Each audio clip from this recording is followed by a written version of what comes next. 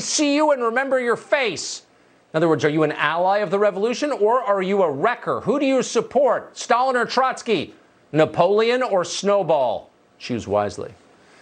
Seattle radio host Jason Rantz is Fox's envoy to CHOP, unofficial. We don't have diplomatic privileges yet, but he joins us from just over the border in the United States. Jason, what's it look like there in the DMZ?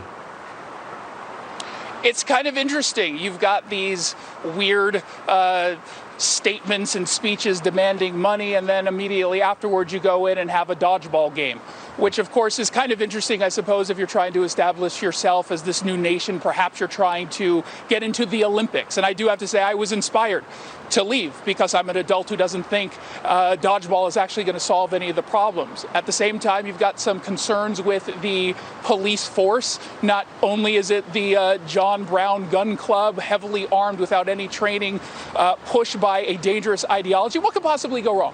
You then, of course, have Raz Simone still there trying to overcome the fact that he had some less than woke moments.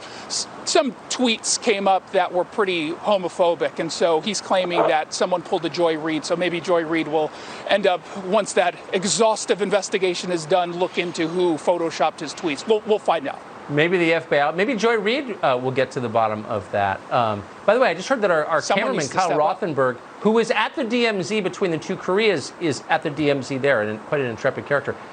So how long is this going to continue? Have you spoken to authorities in Seattle? Is this kind of the permanent state of downtown now?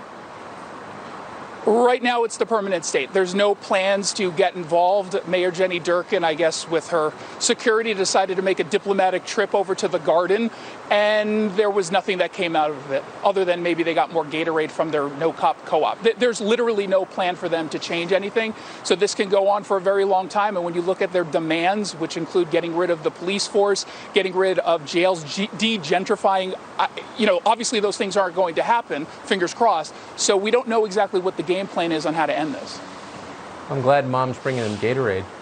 What about the Americans stuck within, on the wrong side of the border, the people who own businesses within CHOP? How are they holding up?